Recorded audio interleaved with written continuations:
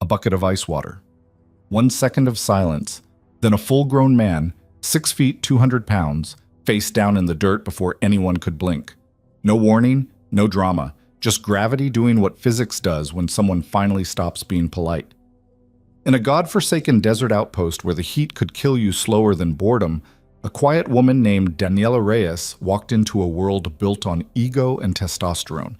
She didn't smile, didn't apologize, didn't explain herself. And in 9 days, one arrogant corporal would learn why silence is the loudest threat of all. Before we begin, stay with me until the very end of this story. Like this video, drop a comment with your city so I can see how far this tale travels. Now, let's go back to where it started. The C-130 hit the tarmac like a wounded bird, wheels screeching, hydraulics groaning, the whole airframe shuddering as it bled speed across scorched asphalt. Inside the cargo bay, 17 souls sat strapped into canvas seats that smelled like sweat and jet fuel, saying nothing because there was nothing left to say. They'd been airborne for 6 hours. Before that, a layover in Qatar. Before that, God knows where. Staff Sergeant Marcus Del Rey had his eyes closed but wasn't sleeping. He'd learned years ago that sleep and rest weren't the same thing. Out here, you took rest however it came. Eyes shut, jaw loose, mind somewhere else. Somewhere green. Somewhere with rain. The loadmaster's voice crackled through the intercom. 30 seconds. Welcome to FOB Sentinel. Current temperature 112 Fahrenheit. Enjoy your stay. Someone laughed. Someone always laughed. The ramp dropped with a hydraulic hiss, and the heat slammed in like a physical force. Not warmth. Not sunlight. Heat. The kind that lived in your lungs and turned your thoughts sluggish. Marcus opened his eyes and stood with the others, slinging his rifle across his chest plate. Muscle memory. 4 deployments worth. They filed out into white light and dust devils. The airfield was a scar carved into nothing, a strip of cracked concrete surrounded by HESCO barriers, sun-bleached tents, and shipping containers stacked like rusty Legos. Beyond the perimeter, the desert stretched flat and hostile in every direction. No mountains, no landmarks. Just heat shimmer and emptiness. Form up! Let's move! A Sergeant Marcus didn't recognize was waving them toward a cluster of vehicles. Transportation to main compound, 5 minutes. If you're not on a truck, you're walking. Marcus shouldered his pack and started moving. Beside him, a private fresh out of AIT was already sweating through his uniform. The kid looked maybe 20. Maybe. Jesus, the private muttered. Is it always like this? This is a good day, Marcus said. Wait till the wind picks up. They climbed into the back of a 7-ton transport, metal benches, no suspension worth mentioning, engine loud enough to end conversation. The truck lurched forward, grinding through gears, kicking up a rooster tail of dust. Marcus grabbed the overhead bar and let his body absorb the bumps. Across from him sat a woman he hadn't seen before. She was maybe 30, maybe younger. The desert aged people fast. Dark hair pulled back tight under her patrol cap. Serious face. She wasn't looking at anyone, wasn't checking her phone like half the others, just staring out at the passing landscape like she was reading it, memorizing it. Marcus watched her for a second, then looked away. Not his business. The compound appeared after 10 minutes of bone-rattling road. More HESCOs, more wire, guard towers that looked like skeleton ribs against the sky. The gate was a bottleneck of concrete barriers shaped to force vehicles into a serpentine crawl. 2 guards with M4s waved them through without enthusiasm. Inside, FOB Sentinel revealed itself as exactly what Marcus expected.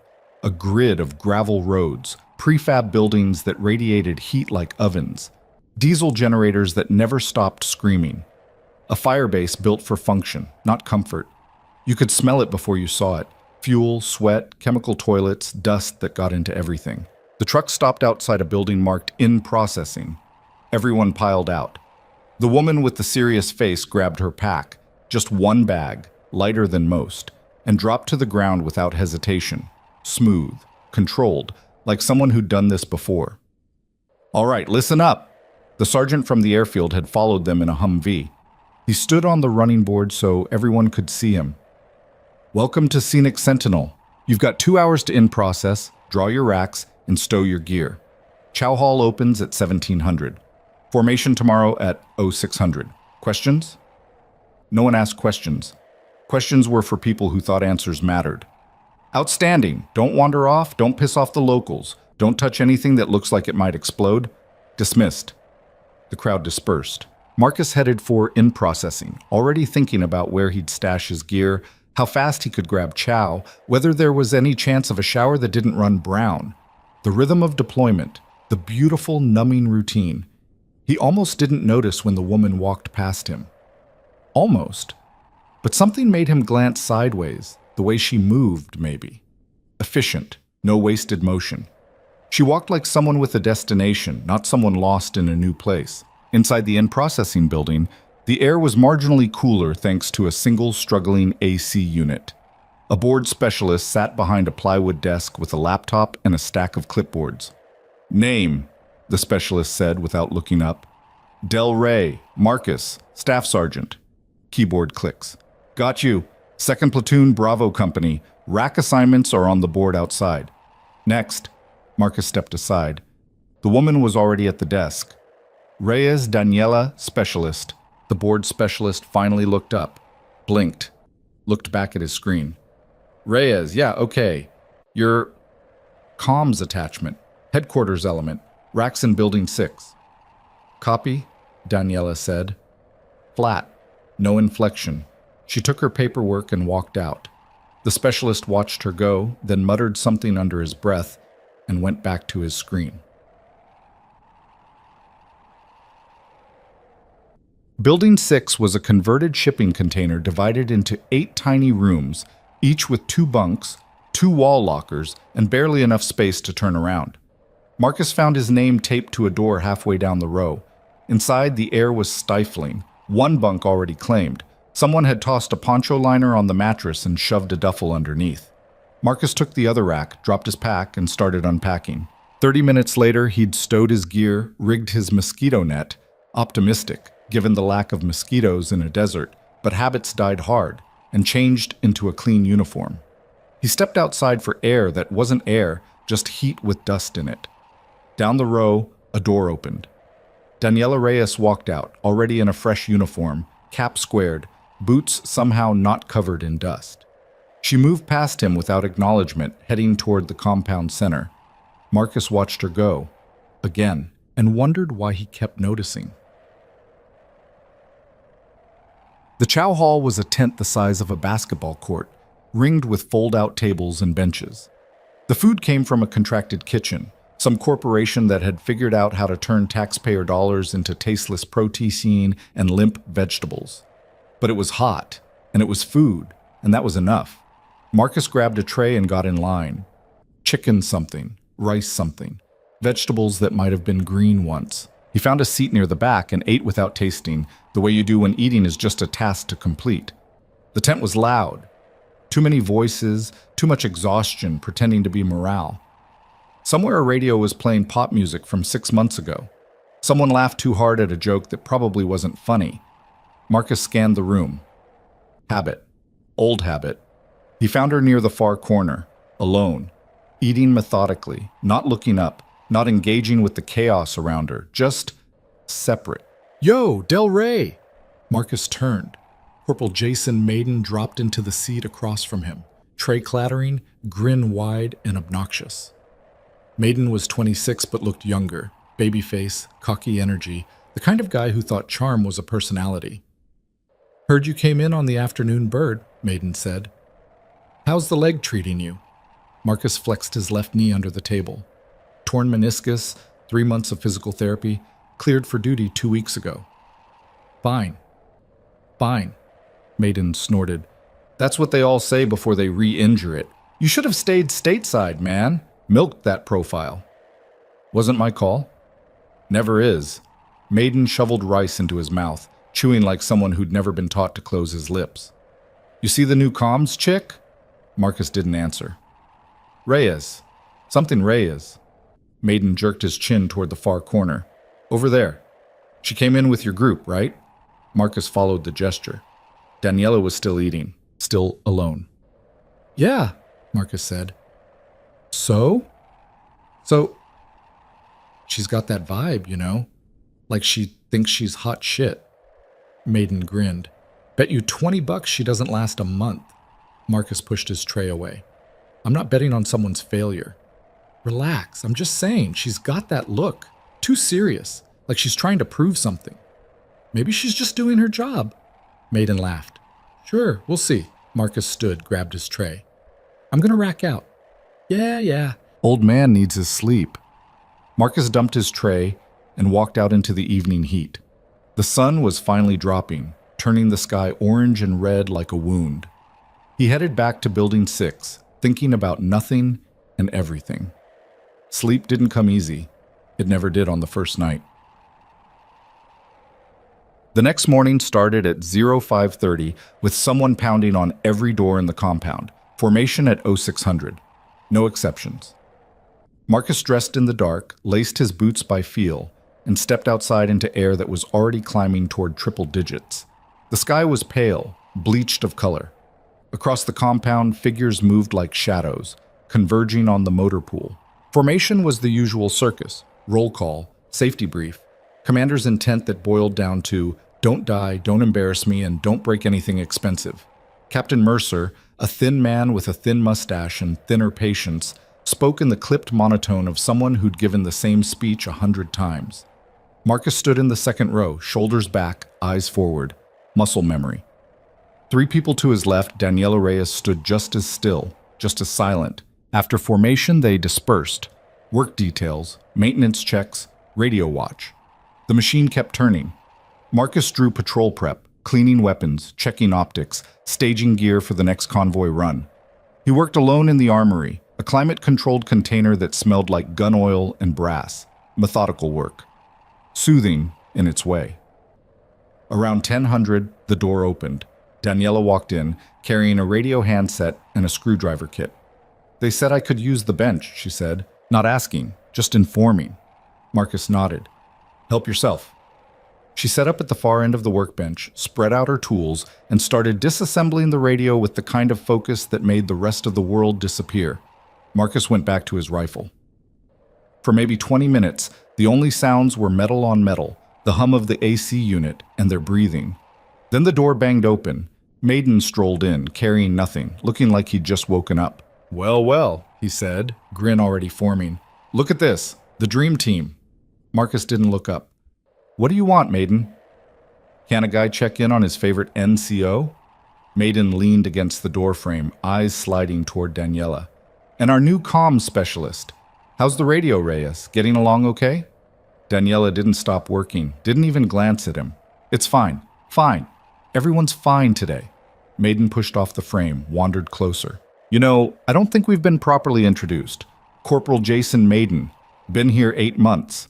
Basically a local at this point. Okay, Daniela said, still not looking up. Maiden's grin flickered just for a second. You're not much of a talker, huh? Not really. That's cool. I talk enough for both of us. He leaned against the bench, too close to her workspace. So where'd you come from? What's your story? Daniela set down her screwdriver. Looked at him, direct, flat. I don't have a story. Everyone's got a story. Not one you'd find interesting. The air tightened, just a little. Maiden's smile stayed in place, but something shifted behind his eyes. Marcus recognized it. Ego, bumping against resistance. All right, Maiden said slowly. Fair enough. Guess we'll get to know each other eventually. Small base and all. He waited, like he expected her to fill the silence, to soften, to engage. She didn't. She picked up the screwdriver and went back to work. Maiden's jaw tightened. He straightened, clapped his hands together once. Loud, performative. Well, I'll let you two get back to it. See you around, Reyes. He walked out. The door swung shut. Marcus exhaled slowly. He hadn't realized he'd been holding his breath. Daniela didn't react. Just kept working, like nothing had happened. He's going to be a problem, Marcus said quietly. Daniela glanced at him. 1 second. Then back to the radio. He already is, but the days blurred. Heat, work, sleep, repeat. FOB Sentinel operated on a rhythm that didn't care about individuals, just tasks, shifts, missions. You adapted, or you drowned. Marcus fell into the pattern. Morning formation, vehicle maintenance, patrol prep, radio watch, chow, sleep. Sometimes he pulled guard duty, standing in a tower for 4 hours watching empty desert. Sometimes he ran convoy security, riding in the turret of an MRAP while the world bounced past in shades of brown. He noticed Daniela in the margins, always working, always precise. She handled comms with the kind of competence that made officers nervous, because competence meant responsibility, and responsibility meant expectations. She didn't small talk, didn't complain, didn't join the card games or the movie nights or the late-night bullshit sessions where people pretended deployment was an adventure. She just was. And Maiden noticed too. It started small. A comment here, a joke there. Nothing you could report, nothing you could pin down. Just a slow accumulation of needling. Reyes, you ever smile? Or is that against regulations? Damn, Reyes, you're like a robot. You even sleep. Hey, Reyes, you know you're allowed to relax, right? This isn't boot camp. She never responded. Not with anger, not with humor. She just let the words land and die. And somehow, that made it worse. Marcus saw it happening, saw the pattern forming. He'd seen it before. Someone different, someone quiet, someone who didn't play the game. And the game didn't like being ignored. One afternoon, Marcus found himself in the command post, updating patrol logs. Daniela was at the comms desk, running diagnostics on the satellite uplink. They were alone except for a private manning the radio watch 2 rooms over. You don't have to take his shit, you know, Marcus said without looking up from his paperwork. Daniela's fingers didn't stop moving across the keyboard.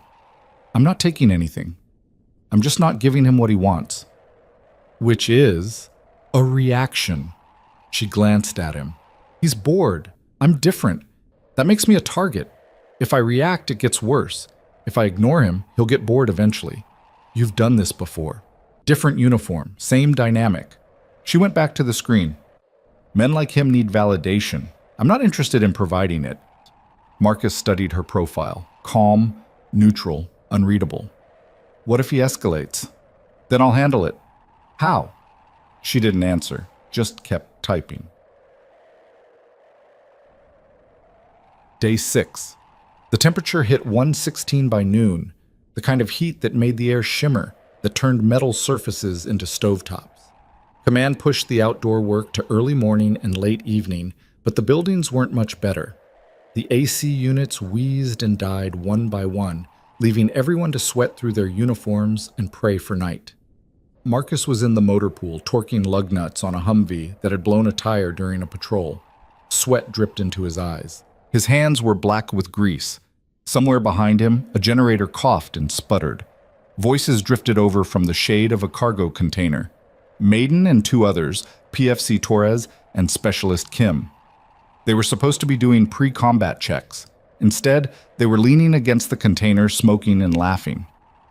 I'm just saying, Maiden's voice carried, she's too uptight. Like, aggressively uptight. Maybe she's just focused, Torres said.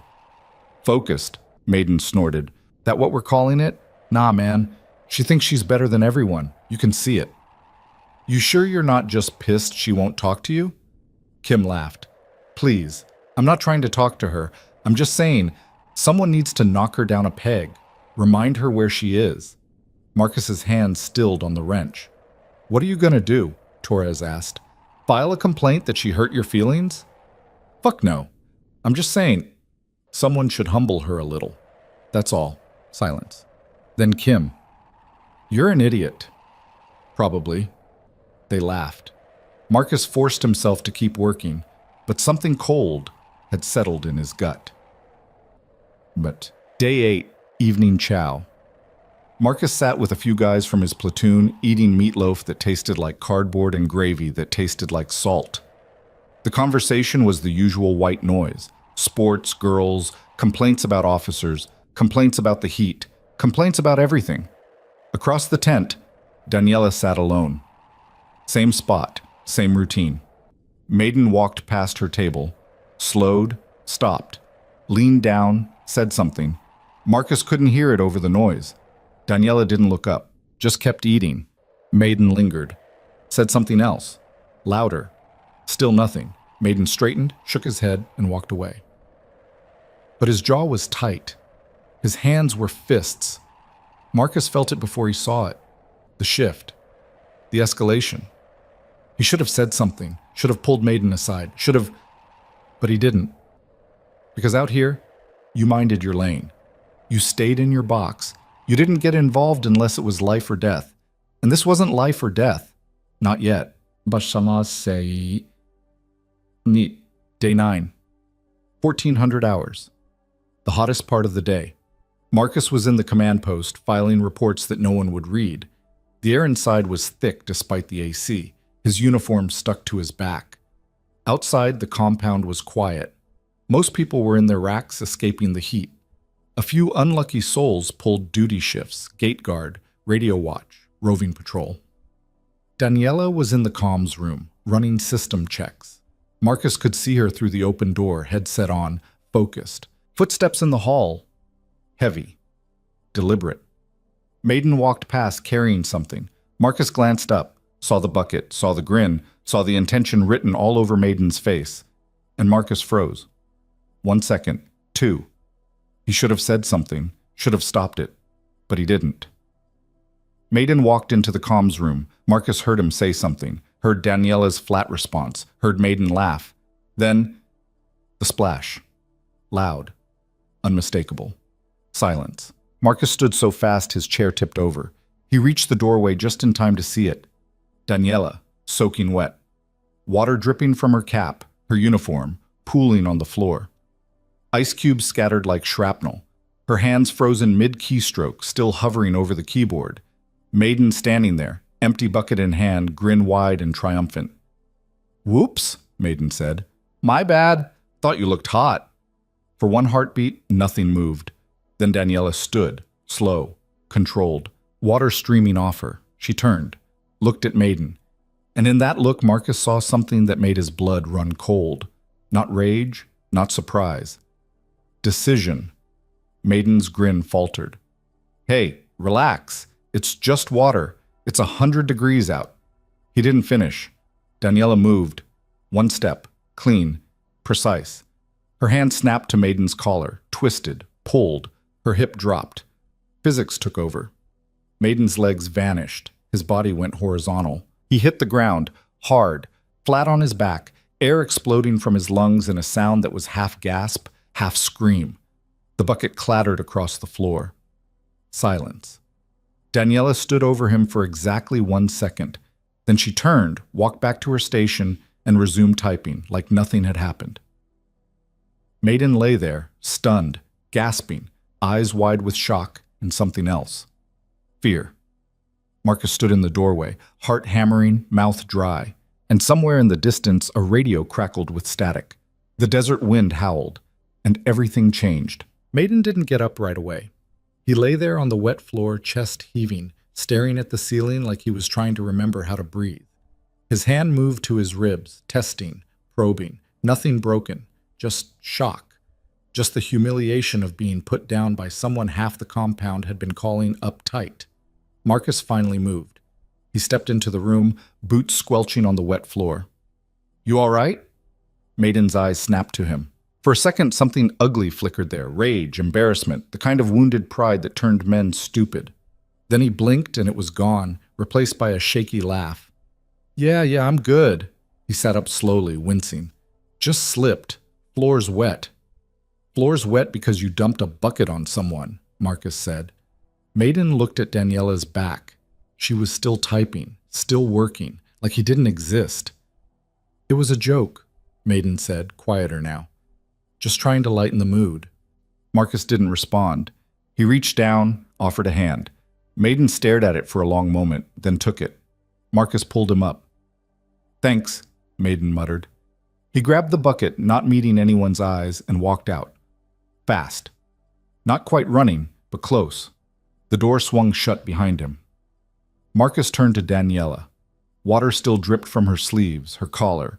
Her uniform clung to her frame, darkened and heavy, but her hands never stopped moving across the keyboard. "You should change," Marcus said. "I will." Her voice was calm, flat. "After I finish this." "Daniela, I'm fine." Marcus watched her for another moment. wanted to say something, wanted to tell her that what just happened was going to ripple, that Maiden wasn't the type to let things go, that she'd just painted a target on her back. But he didn't, because she already knew. He walked out, leaving her to the quiet hum of the servers and the drip of water hitting tile. Word spread fast. It always did. By evening, half the compound knew some version of what happened. Maiden had dumped water on the new comms girl. She'd put him on his ass in under 2 seconds. Details varied. Some said she'd punched him, some said she'd used a joint lock, some said it was judo. Nobody seemed to know for sure, except the people who'd seen it. And they weren't talking. Marcus sat alone at his usual table, eating something that might have been pork. The chow hall buzzed with energy, louder than usual, sharper. People kept glancing toward the corner where Daniela normally sat. She wasn't there. Torres dropped into the seat across from Marcus, tray clattering. "Yo, you were there, right?" Marcus didn't look up. "Where?" "Don't play. The comms room. Maiden and Reyes." "I was in the area." "So what happened?" Marcus scooped tasteless rice into his mouth, chewed, swallowed. Maiden poured water on her. She didn't appreciate it. "That's it? That's all you're gonna say?" "That's all there is to say." Torres leaned back, shaking his head. "Man, people are saying she dropped him like a bag of rocks. Some kind of martial arts shit." "People say a lot of things." "But did she?" Marcus finally looked up, met Torres's eyes. He slipped. Floor was wet. Torres stared at him. Then a slow grin spread across his face. "Right, he slipped, sure. You got a different story?" "Nah, man, I wasn't there. Just curious." Torres stabbed at his food. "Maiden's been running his mouth all day, though. Saying it was an accident, saying she overreacted, saying he's going to file a complaint." "Is he?" "Doubt it. He'd have to admit he got dropped by someone half his size. That's not a good look." Marcus went back to his food. "Then why are we talking about it?" "Because it's funny as hell, that's why." Torres laughed. "Dude's been peacocking around here for months, acting like he runs the place. Nice to see someone shut him down." "She didn't shut him down. She defended herself." "Semantics." Torres shoveled rice. "Either way, I'm here for it." Marcus said nothing, just ate. But his eyes kept drifting to the door, waiting for Daniela to walk in. She never did. That night, Marcus couldn't sleep. The heat didn't help. Even with the sun down, the shipping container walls radiated warmth like a dying engine. He lay on his rack in boxers and a t-shirt, staring at the ceiling, listening to his roommate snore. Around 2300, he gave up, pulled on pants and boots, grabbed his rifle. You didn't walk around a forward operating base unarmed, even inside the wire, and stepped outside. The compound at night was a different place, quieter, darker. Guard towers lit up with white light every 30 seconds as the roving spots swept the perimeter. Generators hummed. Somewhere, a radio played classic rock too low to identify the song. Marcus walked without destination, just moving, letting his legs work while his mind tried to process. He found himself near the command post, lights still on inside.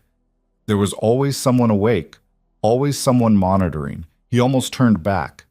Then he saw her. Daniela sat on the steps outside the building, uniform changed, hair still damp. She had a canteen in one hand and was staring out at the dark desert beyond the wire. Marcus hesitated, then walked over. "Mind if I sit?" She glanced at him, shrugged. He sat. Not too close. Left space between them. For a while neither spoke. Just two people sitting in the heat, breathing air that tasted like dust. "You didn't eat," Marcus said finally. "Wasn't hungry." "You need to eat." "I'll eat tomorrow." Silence again. Marcus unscrewed his own canteen, took a drink. Water warm enough to brew tea, he grimaced. "He's going to retaliate," Marcus said. Daniela didn't react. "I know." "You could report it, what he did. The water thing, that's assault." "So is what I did." "You were defending yourself." "That's not how it'll look." She took a sip from her canteen. "He's been here longer. He's got friends. I'm new. I'm different. They'll find a way to make it my fault." Marcus couldn't argue with that. He'd seen it happen before. The system wasn't designed to protect people like her. It was designed to maintain order. An order meant not rocking the boat. "So what's your plan?" he asked. "Same as before? Do my job, stay out of his way, wait for him to get bored." "What if he doesn't?" She looked at him then, really looked. Her eyes were dark, calm, unreadable. "Then I'll handle it." "How?" "However I need to." There was something in her voice, not a threat, not bravado, just certainty. Like she'd already run the scenarios, already made her decisions. Marcus felt that cold thing in his gut again, the same thing he'd felt when she'd dropped Maiden. Not fear of her, fear for her. "Where'd you learn that?" he asked. "The throw? Here and there." "That's not an answer." "It's the only one you're getting." She stood, capped her canteen. "You should sleep, Staff Sergeant. We've got patrol prep in the morning." "Yeah." He didn't move. "Daniela?" She paused, looked back. "Be careful." Her mouth twitched. Not quite a smile. "Always am." She walked away, boots crunching on gravel, until the darkness swallowed her. Marcus sat there for another 10 minutes, staring at nothing, wondering why he felt like he'd just watched someone walk toward a cliff. The next 3 days were tense. Not explosive, not violent, just wrong. Like the air before a storm, pressure building where you couldn't see it. Maiden didn't confront Daniela, didn't speak to her, didn't even look at her. But his energy changed, hardened. He stopped joking around as much, stopped playing the class clown, started spending more time with his buddies, Torres, Kim, a few others from the motor pool. They'd huddle together during smoke breaks, voices low, glancing around like they were planning something. Marcus noticed. Others did too. Captain Mercer called a safety stand down on day 12, a mandatory meeting where everyone sat in the chow hall and pretended to pay attention while an officer read PowerPoint slides about professionalism and unit cohesion and respecting your fellow soldiers. It was the kind of thing command did when they sensed trouble but didn't want to name it directly. Plausible deniability wrapped in bureaucracy. Daniela sat in the back row, arms crossed, face blank. Maiden sat 3 rows ahead with his crew, occasionally glancing back. Not at her, just back. Like he was checking something. Marcus sat in the middle, watching both of them, feeling like a spectator at a chess match where he didn't know the rules. After the brief, people filtered out. Marcus lingered, letting the crowd thin. He saw Maiden intercept Torres near the door, saw them exchange words, saw Torres shake his head and walk away. Maiden's jaw tightened. Then Maiden saw Marcus watching. For a second, their eyes locked. Maiden's expression flickered. Anger, embarrassment, something else Marcus couldn't name. Then he turned and walked out. Marcus exhaled slowly. This wasn't over. Day 14 brought the first real mission tasking. A patrol to a nearby village, routine security assessment, meet with the local elder, hand out some school supplies to make nice with the population. Standard hearts and minds stuff that everyone hated because it meant leaving the wire and pretending to care about politics. The patrol manifest went up outside the command post. Marcus scanned the list. His name, Torres. Kim, Specialist Grant on the Saw. And Daniela Reyes, Comms. Of course, Maiden's name wasn't on the list. He was pulling gate guard. Marcus saw him reading the manifest, saw his expression darken. "Looks like you're stuck inside today," Marcus said, trying to keep his tone neutral. Maiden didn't look at him. "Yeah, lucky me. Could be worse. Could be tower duty. Could be a lot of things." Maiden walked away without another word. Marcus watched him go, that uneasy feeling settling deeper. They rolled out at 0800. 4 vehicles, 2 Humvees, an MRAP, and a logistics truck. 16 personnel total. The convoy snaked through the gate, past the serpentine barriers, into the open desert. Marcus rode in the second Humvee, standing in the turret behind a .50 caliber. The world spread out below him, flat, empty, hostile. Heat already rising in waves. His hands rested on the butterfly trigger, scanning left and right, watching for anything that didn't belong. Behind him, inside the vehicle, Daniela sat with her comms gear, a ruggedized laptop, satellite uplink, radio handsets. She was running diagnostics, checking signal strength, making sure they could reach base if things went sideways. The drive took 40 minutes. The village was a cluster of mud brick buildings surrounded by scraggly fields that somehow grew wheat and soil that looked like concrete. A few goats, a few chickens, a handful of kids who ran toward the convoy, waving and shouting. They set up a perimeter. Marcus stayed on the gun while Lieutenant Hayes and the translator went to talk to the elder. The rest of the squad spread out. Security positions, overwatch, boredom management. Daniela set up her comms station in the shade of the MRAP, running cable to the antenna mast.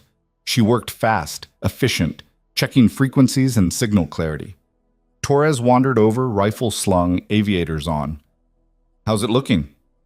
"Good." Daniela adjusted a setting. "We've got clear line to base. Sat-link is stable." "Nice." Torres squatted beside her, watching the village. "You ever do this before? Deployment, I mean." "Yeah." "Where?" "Couple places." Torres grinned. "You're real chatty, you know that?" "I'm working." "Fair." He was quiet for a moment, then, "For what it's worth, Maiden's an idiot. What he did, that was out of line." Daniela didn't look up. "It's fine." "It's not, though. Dude thinks he's funny, but he's just an ass." "Then why are you friends with him?" Torres blinked. "I mean, we're not really friends. We just hang out sometimes. You know how it is." "No, I don't." "Okay." Torres stood, brushing dust off his knees. "Anyway, just wanted to say that. You did the right thing, putting him down like that." "I didn't do the right thing. I just did what I had to." "Still." He nodded at her, then walked back to his position. Marcus watched the exchange from the turret. Couldn't hear the words, but he could read the body language. Torres trying to be friendly, Daniela keeping him at arm's length. It wasn't personal. She kept everyone at arm's length. The village visit lasted 2 hours. Hayes handed out pencils and notebooks to kids who probably couldn't read. The elder nodded and smiled and said all the right things, and everyone pretended it mattered. Then they packed up and headed back. The return trip was quieter. No incidents, no contact. Just heat and dust and the grind of engines. They rolled back through the gate at 1200. Marcus climbed down from the turret, legs stiff, back sore. Daniela was already breaking down the comms gear, coiling cables with the kind of precision that made it look easy. "Good work today," Marcus said. She glanced at him. "I just set up a radio." "You did it right. That matters." She didn't respond, just kept working. Marcus headed to the armory to clean his weapon. The routine, the rhythm. But something nagged at him, a feeling he couldn't name, like they'd crossed some invisible line and now they were waiting to see what was on the other side. That night, Marcus was walking back from the shower trailers, hair still damp, clean uniform on, feeling almost human, when he heard voices. Low, tense, coming from behind the maintenance shed. He slowed, listened. "I'm just saying, someone needs to check her." Maiden's voice. "She thinks she can do whatever she wants." "Dude, let it go." That was Kim. "You dumped water on her. She reacted. End of story." "It's not the end. She embarrassed me in front of everyone." "You embarrassed yourself." "Whose side are you on?" "I'm not on a side. I'm saying this is stupid. You're making it bigger than it is." "She put her hands on me, Kim." "That's assault." "So report it." Silence. Then Maiden.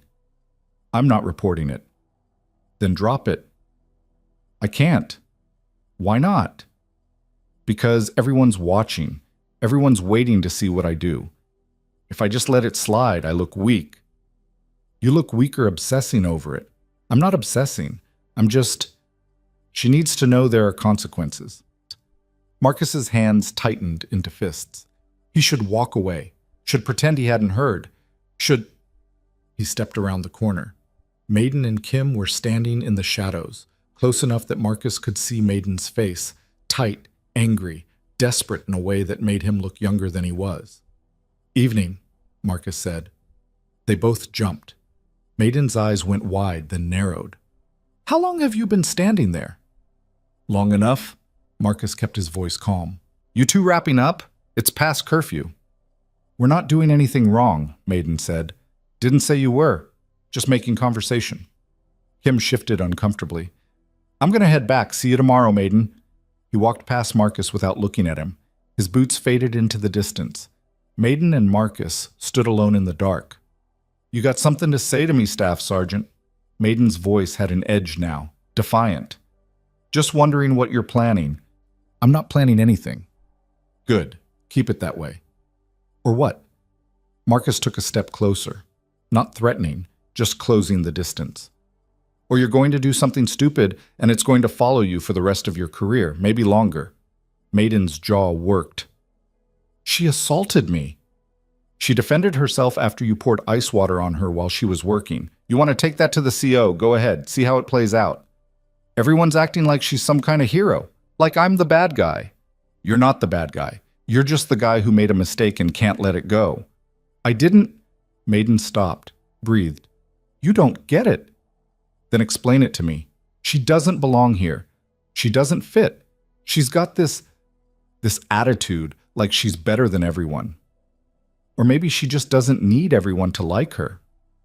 "That's not how this works. You have to be part of the team." "She is part of the team. She does her job. She doesn't complain. What else do you want?" Maiden looked away. "I want her to acknowledge that what she did was wrong." "It wasn't." "You're taking her side." "I'm not taking anyone's side. I'm telling you the truth." Marcus softened his tone. "Maiden, listen. You're young. You're going to make mistakes. We all do. But the difference between a mistake and a disaster is knowing when to walk away." Maiden was quiet for a long time. Then, "I can't just walk away." "Why not?"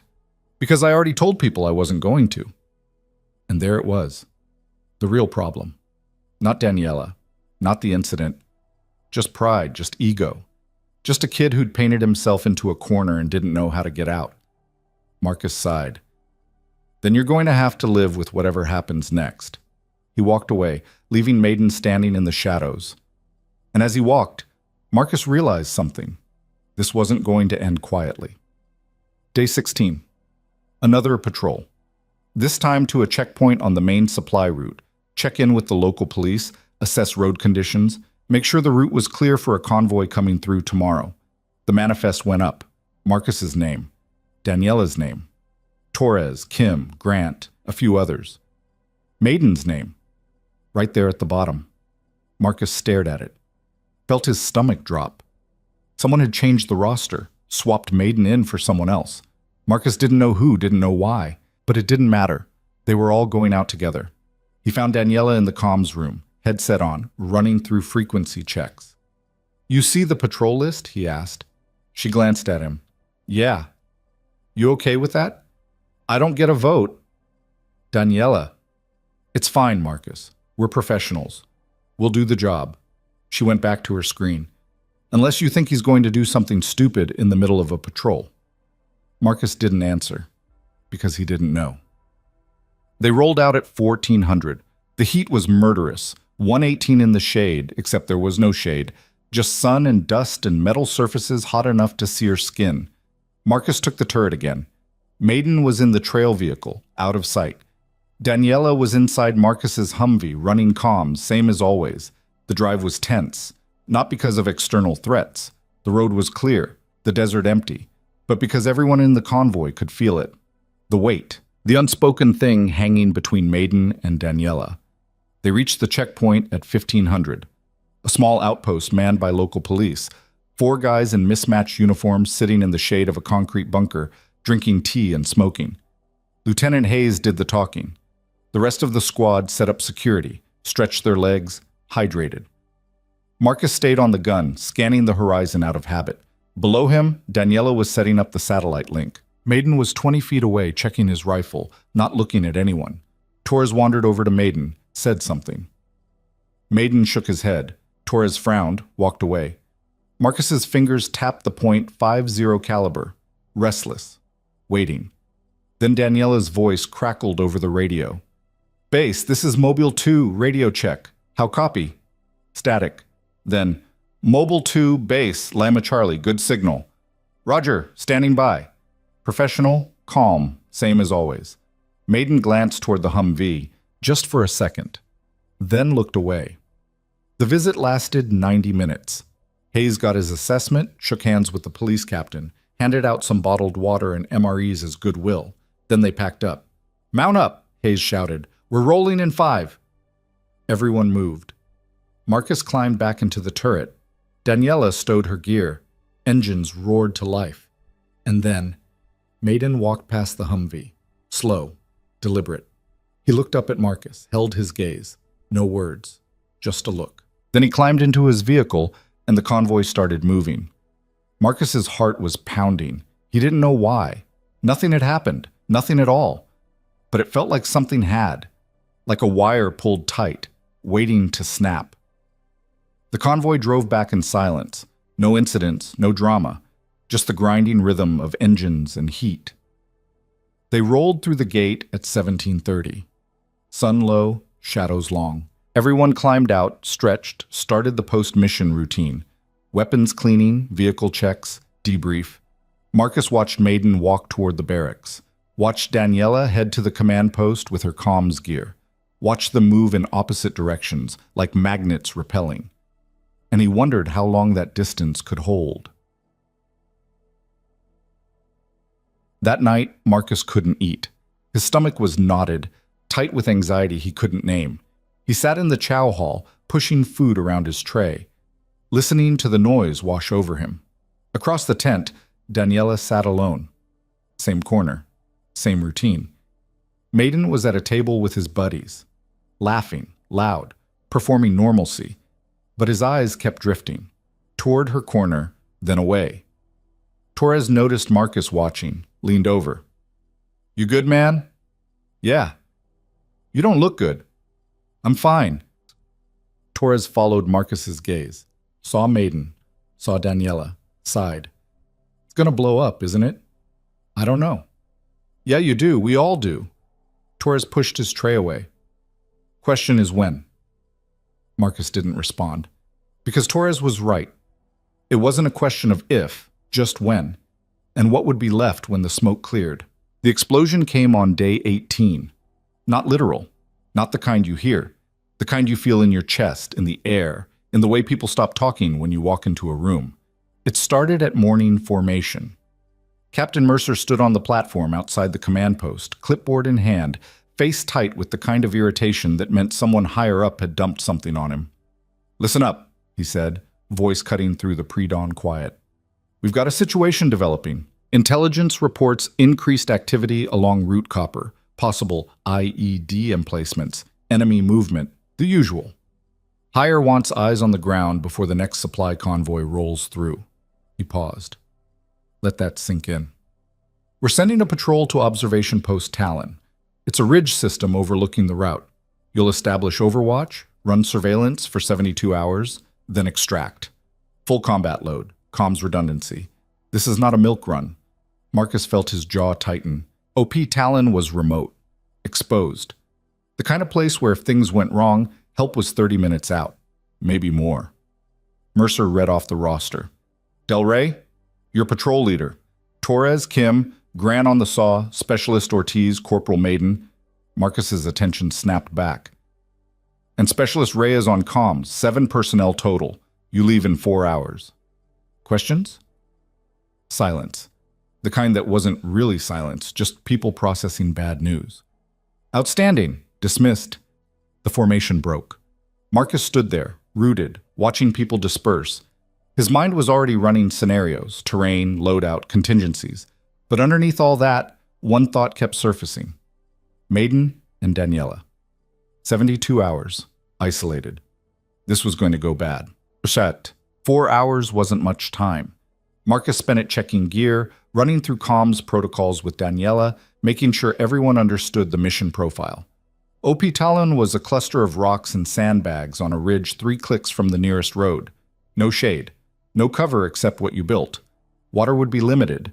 Resupply unlikely. It was going to be miserable. Daniela showed up at the staging area with her ruck already packed, comms gear, batteries, water, MREs. She moved through the checklist with the same methodical precision she brought to everything. No wasted motion, no hesitation. Maiden arrived last, boots dragging, face sullen. He'd been drinking the night before. Marcus could see it in the way he moved, the tightness around his eyes. Not drunk, but not sharp either. You good to go? Marcus asked. Maiden glanced at him. Yeah, I'm fine. Get hydrated. It's going to be hot out there. I said I'm fine. Marcus let it go. Picked his battles. They loaded into 2 Humvees at 0900. Marcus drove the lead vehicle with Daniela beside him, Grant in the turret. Torres drove the trail with Maiden, Kim, and Ortiz. The convoy rolled out through the gate, into the furnace. The drive to OP Talon took 90 minutes over roads that weren't really roads, just tire ruts carved into hardpan, winding through boulder fields and dry washes. The Humvees bucked and groaned, suspension screaming. Dust poured through every gap, coating everything. Marcus drove in silence, focused on the terrain. Beside him, Daniela monitored the radio, checking signal strength, making sure they stayed connected to base. Signal's degrading, she said. We're getting into the dead zone. How much coverage at the OP? Satellite only. Ground-based comms won't reach past the ridge. So if we lose the SAT link, we're dark. Marcus nodded, adjusted his grip on the wheel. Make sure we've got redundancy. Multiple antennas. Backup batteries. Already planned for it. Of course she had. They reached the base of the ridge at 10:30. The OP was another click up, a steep winding path barely wide enough for the Humvees. Marcus shifted into low gear, felt the engine strain. Rocks clattered under the tires. The ridge rose on both sides, closing in. How's it look? Marcus called up to Grant. Grant's voice came back through the headset. Clear so far. No movement. Keep scanning. They climbed. The air thinned, temperature rising as they gained elevation. Marcus's shirt stuck to his back. Sweat dripped into his eyes. Finally, the path opened into a flat area the size of a basketball court. Sandbags stacked in a horseshoe. A few wooden pallets for sleeping. A torn camouflage net sagging between posts. This was OP Talon. Home sweet home, Torres muttered over the radio. They dismounted. Marcus immediately started assigning tasks. Security positions, comm setup, water distribution. Everyone moved with the efficiency of people who'd done this before. Daniela claimed a corner of the OP and started unpacking her gear. She worked fast, running cable to the antenna mast, syncing frequencies, checking the satellite uplink. Within 20 minutes, she had comms established. Base, this is Talon 1, radio check. Static, then Talon 1 base. Copy you weak but readable. Confirm arrival at OP? Affirmative. 7 personnel, 2 vehicles. Establishing overwatch now. Roger. Report in every 4 hours or as needed. Base out.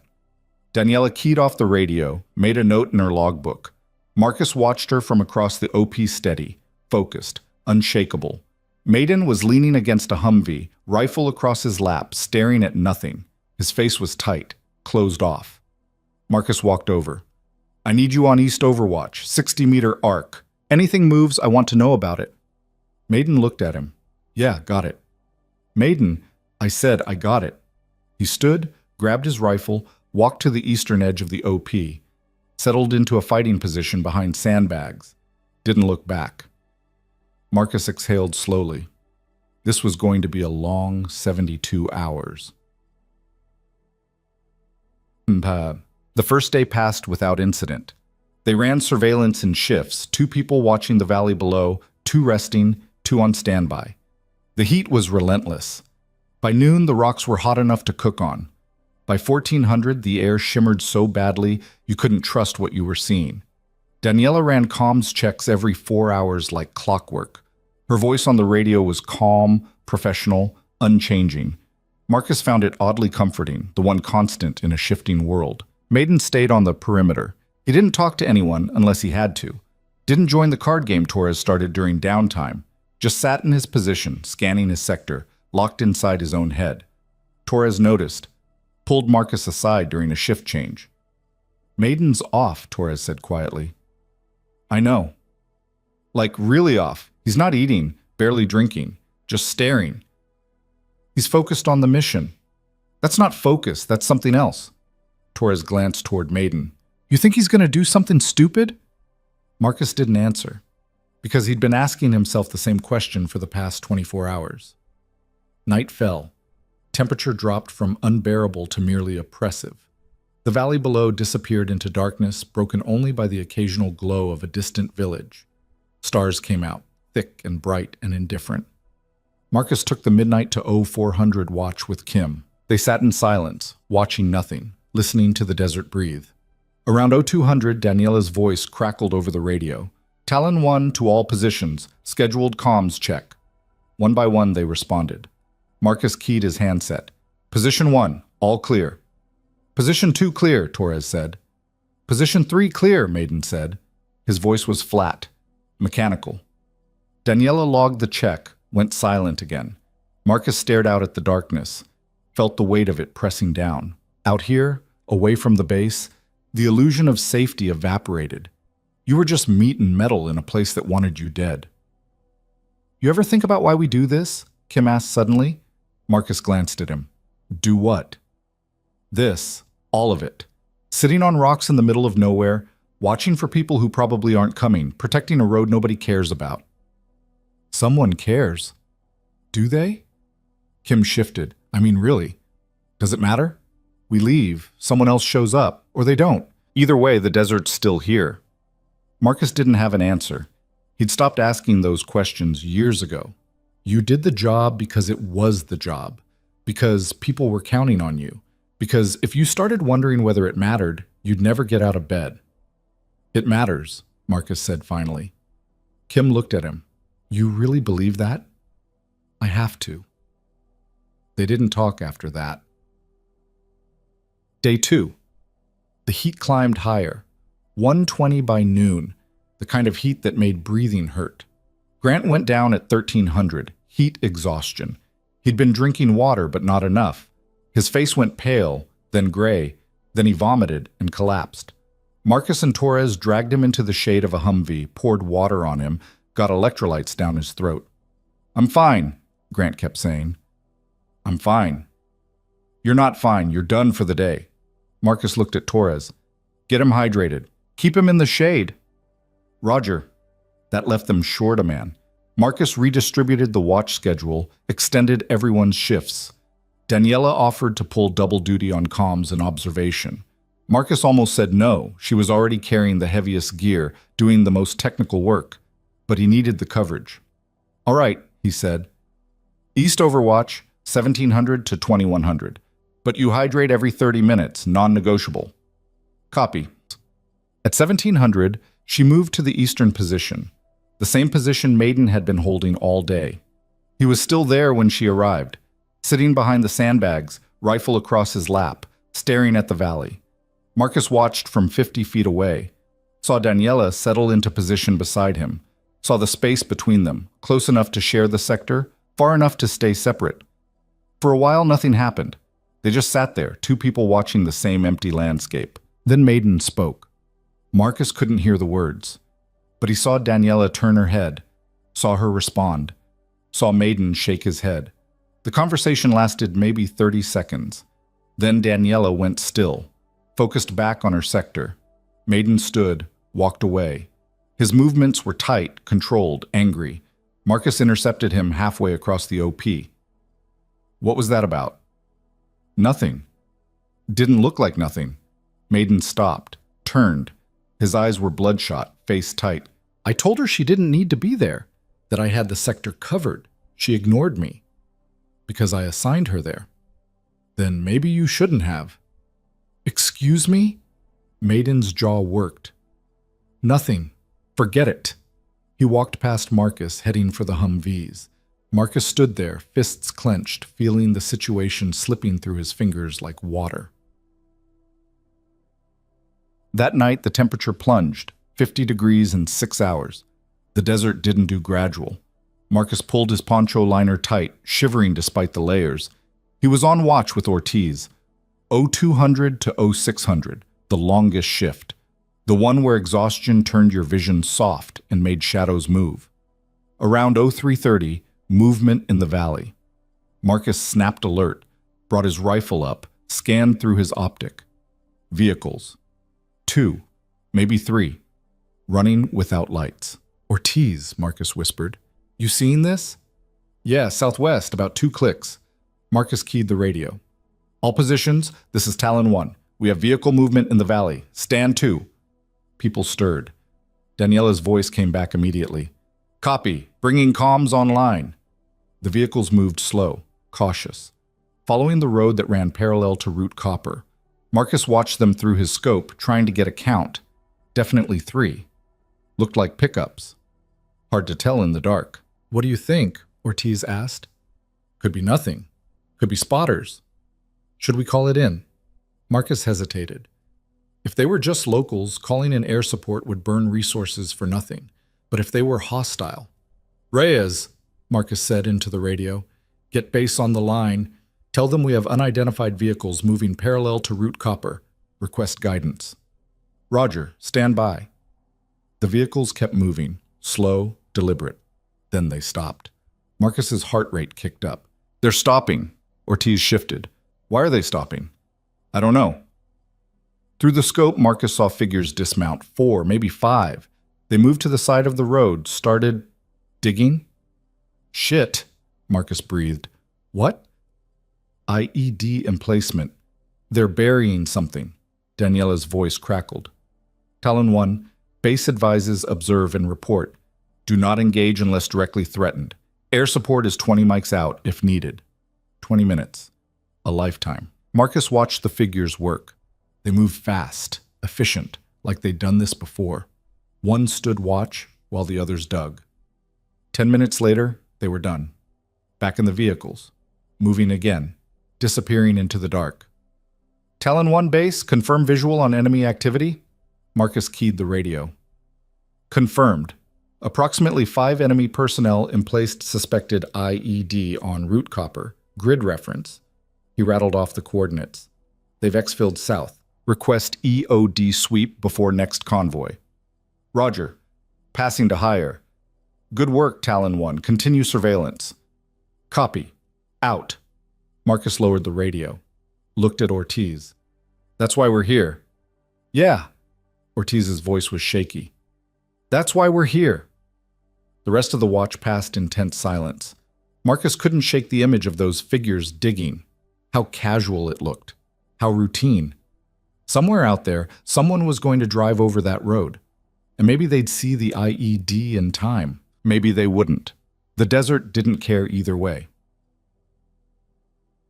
Day 3. Final day. Extract at 1800. Everyone was running on fumes. Grant was back on his feet, but weak. Torres had developed a heat rash that made him miserable. Kim's hands were shaking from exhaustion and too much caffeine, but the mission was almost done. Marcus ran a final comms check at 0800. Everything solid. Daniela had maintained communications flawlessly for 72 hours. Every check, every report, every transmission perfect. You did good work, Marcus told her. She glanced up from her laptop. Just doing the job. Still, most people would have screwed something up by now. You didn't. I don't screw up. It wasn't arrogance, just fact. Marcus nodded, walked away. At 1500, base radioed with new information. The IED they'd spotted had been confirmed. EOD swept the route and found 3 devices. The convoy had been rerouted, potential casualties avoided. Outstanding work, Talon 1, the voice on the radio said. Extract on schedule.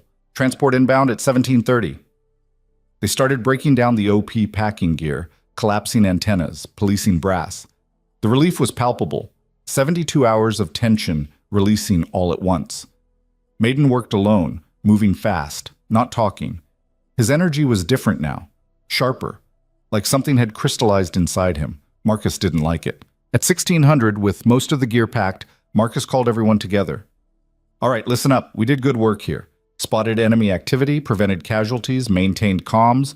I'm proud of every one of you. Nods, tired smiles. We've got 90 minutes till extract. I want final security sweeps, then we stage by the vehicles. No one wanders off. We stay tight till we're back inside the wire. Clear? Clear, they chorused. Good. Get to it. They dispersed. Marcus headed for the Humvees to check the convoy order. Behind him, he heard footsteps. Turned.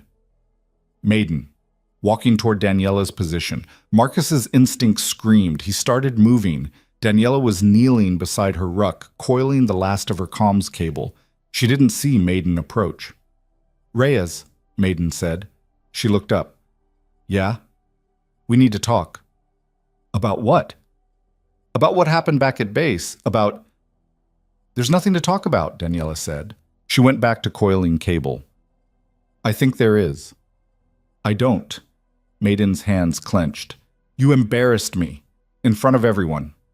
Daniela stopped, set down the cable, stood, faced him. You poured ice water on me while I was working. I responded. That's all that happened. That's not all that... It is. And now we're done talking about it. She picked up her ruck. Maiden stepped closer. You think you're better than everyone here. You think... I don't think anything about you, Maiden. I just want to do my job and go home. Then why won't you just apologize? For what? For putting your hands on me. You put water on me first. That was a joke. Then we have different definitions of funny. Marcus was close now, 10 feet. Maiden, back off. Maiden didn't turn, didn't acknowledge him. His focus was locked on Daniela. Everyone's talking about you. Everyone thinks you're some kind of badass, but you're not. You're just... Maiden! Marcus's voice cracked like a whip. I said back off. Now. Maiden finally turned. His eyes were wild, desperate. You're always defending her. Why? What is she to you? She's a member of this team, same as you, same as everyone. No, she's not. Maiden's voice dropped. Dangerous. She doesn't belong here. She never did. And that's when Daniela spoke. Quiet. Calm. Final. You're right. Everyone froze. Daniela looked at Maiden. No anger, no fear, just clarity. I don't belong here. Not with people like you, people who need validation from strangers, people who can't handle being ignored. She hefted her ruck. But I'm still here, and I'm still doing my job. So either deal with it or don't. I don't care which. She walked past him, headed for the Humvees. Maiden stood there, fists shaking, face red. Marcus stepped between them. It's over. Walk away. She can't just walk away. For a long moment, Maiden didn't move, just stood there vibrating with rage and humiliation and something else Marcus couldn't name. Then he turned and walked toward the eastern edge of the OP, away from everyone. Marcus exhaled, crisis averted. Except it wasn't. Because 5 minutes later, Torres's voice came over the radio, sharp and urgent. All positions. This is position 2. I've got vehicle movement. Southeast. Multiple contacts. They're heading our way. Marcus's blood went cold. He grabbed his rifle, ran to the observation point. Through his optic, he saw them. 4 pickups. Maybe 5. Moving fast. Heading straight for the road that led to the OP. Reyes, Marcus barked. Get base on the line. Now! Daniela was already moving. She dropped her ruck, yanked the satellite handset, started the call sequence. The vehicles kept coming. How long till extract? Marcus asked. Torres checked his watch. 30 minutes. They'll be here in 10, Kim swore. Grant chambered around. Everyone took fighting positions. Base, this is Talon 1, priority traffic. Daniela's voice was sharp now, urgent. Multiple enemy vehicles inbound to our position. Request immediate air support and expedite extract. How copy? Static. Base, this is Talon 1. How copy? More static. Then a garbled voice, broken, distorted. Negative comms, Daniela said. Satellites cutting out. Fix it. I'm trying. The vehicles were closer now. Close enough to see figures in the beds. Armed. Serious. This wasn't a patrol. This was a hunting party. And they just found their prey. Marcus's mind raced. 7 personnel. Limited ammunition. No air support. No reinforcements. Against a force at least double their size. They were going to have to fight.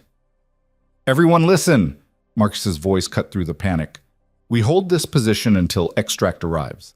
Establish fields of fire. Conserve ammunition. Aim for the drivers. Disable the vehicles. What if they have RPGs? Kim asked. Then we pray they miss. Marcus turned to Daniela. I need comms. Whatever it takes. She didn't respond. just started tearing through her gear, pulling cables, swapping antennas, adjusting frequencies with the kind of focused intensity that made the world disappear. The vehicles were 2 clicks out now, close enough to hear the engines. "Positions!" Marcus shouted. Everyone scattered.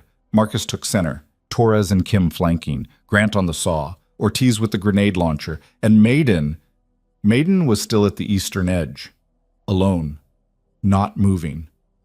"Maiden!" Marcus screamed. "Get to your fighting position!" No response. "Maiden!" The first vehicle crested a ridge, then the second, third, fourth, 5 total, at least 20 armed fighters. Marcus raised his rifle, felt his heartbeat slow, felt the world narrow to breath and trigger and sight picture. This was it. "Steady," Marcus said. "Wait for my command." The vehicles closed, 1,500 meters, 1,200, 1,000, and then Daniela's voice, loud and clear. Base, this is Talon 1. Multiple enemy vehicles inbound, grid reference." She rattled off coordinates. "Request immediate air support and expedite extract. We are about to be overrun." A pause. Then, Talon 1, base copies all. Fast movers inbound, ETA 12 minutes. Hold your position. Help is coming. 12 minutes. An eternity. The vehicles spread out, flanking maneuver. Smart, coordinated. Marcus's jaw tightened. "Here we go."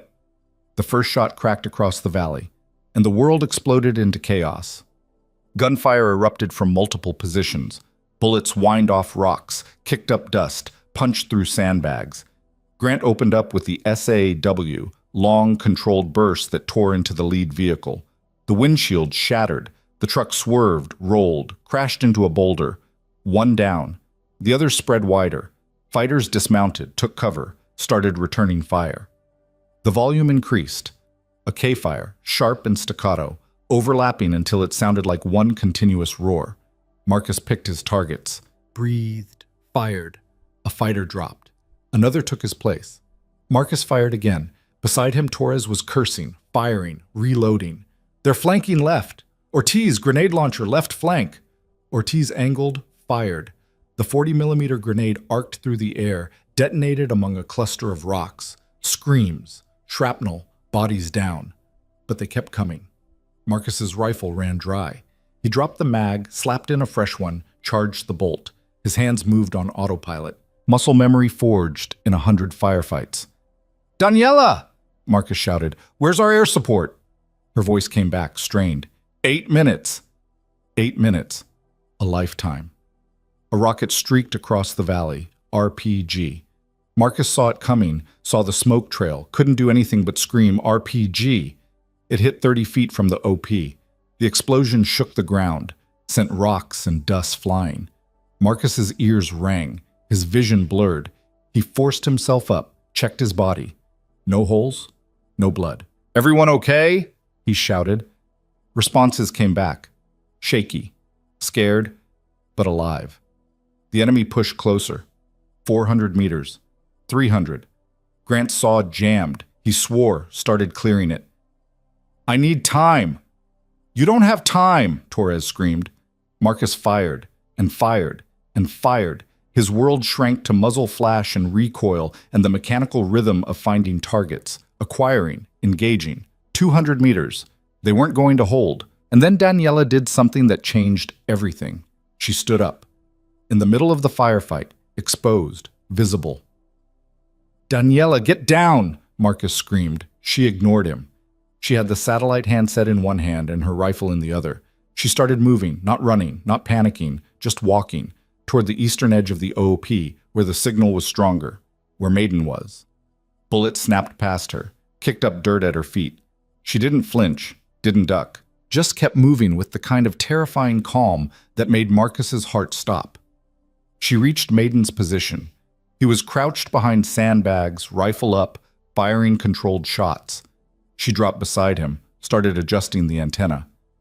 "What are you doing?" Maiden shouted. "Getting signal." "You're going to get killed." "Then cover me." And something shifted in Maiden's face.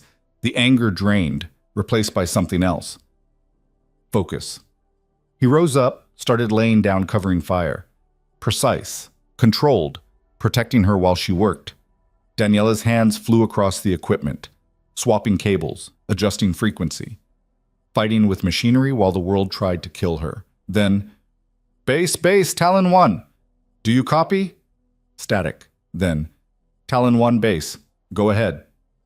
Fast movers are approaching from the south. Confirm they have visual on enemy positions. Stand by. A pause. Then, Talon 1, fast movers have visual. They are cleared hot. Danger close. Mark your position with smoke. Daniela grabbed a smoke grenade from her vest, pulled the pin, tossed it. Purple smoke billowed. Seconds later, the sky screamed. 2 F-16s roared overhead, so low Marcus felt the vibration in his chest. They banked hard, lined up their run. The enemy fighters looked up, saw death coming. Some ran, some froze. It didn't matter. The first jet unleashed its payload, a GM-65 Mavericks. The missiles streaked down, impacted among the vehicles. The explosions were deafening, white light and shockwave and heat that washed over the OP even from 200 meters away. Secondary explosions followed, fuel tanks, ammunition, bodies. When the smoke cleared, nothing was moving in the valley. Silence, broken only by the ringing in Marcus's ears and the distant roar of the jets circling for another pass. Talon 1, base. Enemy neutralized. Extract inbound. ETA, 5 minutes. Nice work. Marcus lowered his rifle. His hands were shaking. His legs felt like water. He looked toward the eastern edge. Daniela was standing there, satellite handset still in her hand, watching the smoke rise from the valley. Her face was calm, expressionless. Maiden stood beside her, his rifle lowered, staring at her like he was seeing her for the first time. Marcus walked over, slow, unsteady. "You could have been killed," he said. Daniela looked at him. "But I wasn't. That was reckless. That was necessary." She started disconnecting the antenna. "If I hadn't gotten signal, we'd all be dead." She was right. Marcus knew she was right, but that didn't make it any easier to accept. Maiden spoke. His voice was quiet, rough. "I'm sorry." Daniela glanced at him. "For what?" "For everything. For being an ass. For making this harder than it needed to be." He swallowed. "You saved us. You saved me. I saved all of us, including myself." She coiled a cable. "We're even now." Maiden nodded, looked away. And in that moment, Marcus saw it. The shift, the change, the thing that had been building for days finally breaking open.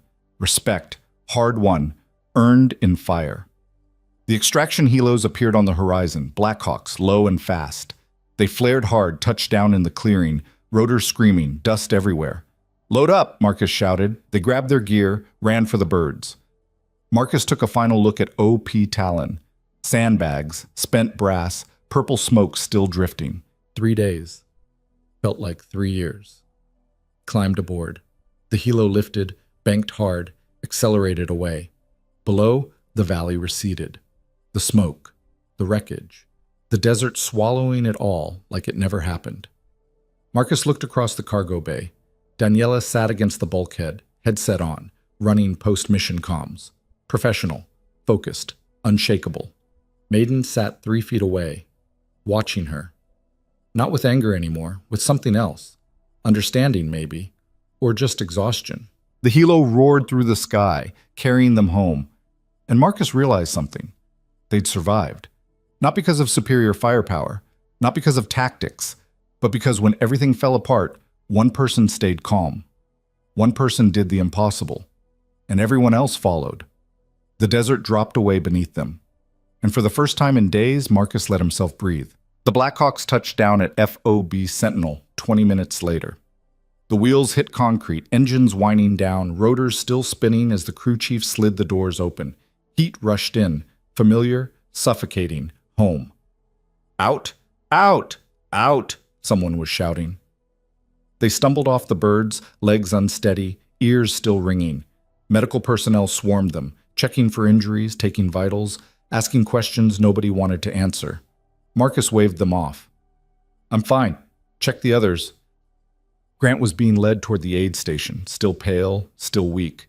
Kim sat on the tarmac, head in his hands, shaking. Torres was talking too fast, telling the story to anyone who'd listen, hands gesturing wildly. Daniela stood apart from the chaos, ruck at her feet, methodically inventorying her gear, face blank. Like the past 72 hours had been a routine training exercise. Captain Mercer appeared, striding across the landing zone with his clipboard and his tight expression. Del Rey, my office. Now. Marcus grabbed his rifle, fell in step behind him. They walked in silence through the compound, past staring soldiers, past whispers that followed them like smoke. Word had already spread. The firefight, the close call, the airstrike. Mercer's office was a converted shipping container with a desk, 2 chairs, and an air conditioner that barely worked. He shut the door, gestured for Marcus to sit. Talk, Mercer said. Marcus ran through it. The OP setup, the surveillance, the IED spotting, the enemy contact, the comms failure, Daniela's exposure to restore signal, the airstrike, the extract. Mercer listened without interrupting. When Marcus finished, he was quiet for a long moment. She walked into enemy fire to get comms working, Mercer said slowly. Yes, sir. That's either the bravest thing I've heard or the stupidest. It saved our lives. That doesn't make it smart. Mercer leaned back. You're the patrol leader. You should have stopped her. I tried. Not hard enough. Marcus felt heat rise in his chest. With respect, sir, she made the right call. Without comms, we had no air support. Without air support, we don't have this conversation. And if she'd taken a round, if she'd been killed, then we'd all be dead anyway. Mercer's jaw tightened. He stared at Marcus, weighing something. Then he pulled out a folder, opened it, slid it across the desk. Marcus glanced down. Personnel file. Daniela's. You know anything about Reyes before she got here? Mercer asked. No, sir. Read. Marcus scanned the pages. Standard stuff, enlistment date, MOS, duty stations. Then he hit the redacted sections. Black bars across entire paragraphs. Dates missing. Unit assignments listed as classified. What is this? Marcus asked. That's what I'm trying to figure out. Mercer tapped the folder. Her record has gaps. Big ones. 3 years where there's no official posting. No deployment history, just nothing. Maybe it's a clerical error. It's not. Mercer leaned forward. I made some calls, pulled some favors, got stonewalled at every level. Whatever she did during those 3 years, someone wants it buried. Marcus looked up. Why are you telling me this? Because something doesn't add up. She shows up here with minimal fanfare, gets assigned to comms, keeps her head down. Then the second things go sideways. She turns into some kind of tactical genius who can operate under fire better than people with twice her experience. Mercer paused. That doesn't happen by accident. Maybe she's just good at her job. Or maybe she's more than she appears. Mercer closed the folder. I want you to find out. Marcus stiffened. Sir, with respect, that's not my place. You're the senior NCO she's worked closest with. If anyone can get her to talk, it's you. And if she doesn't want to talk, then we've got a bigger problem. Mercer stood, signaling the conversation was over. Dismissed. Get cleaned up. Debrief at 1900. Marcus walked out, folder still on the desk, mind churning. Who was Daniela Reyes? The debrief happened in the operations center, a larger container with maps on the walls, computer terminals, folding chairs arranged in rows. Everyone from the patrol was there, plus Mercer, First Sergeant Wade, and a couple intelligence officers Marcus didn't recognize. They went through it again, chronologically, every detail. Daniela presented the comms logs, timestamps, frequencies, signal strength reports. Torres described the enemy movement. Grant walked through the IED spotting. Marcus covered the firefight. The intelligence officers asked pointed questions. Enemy strength, weapons observed, vehicle types, tactics. They wanted everything. When they got to the part about Daniela restoring comms under fire, one of them, a lieutenant with glasses and a notebook, looked up. Specialist Reyes, can you walk us through your decision-making process? Daniela didn't hesitate. The satellite uplink was cutting out due to terrain interference. I needed higher elevation and clearer line of sight. The eastern position provided both. But you exposed yourself to enemy fire. The alternative was losing communications entirely.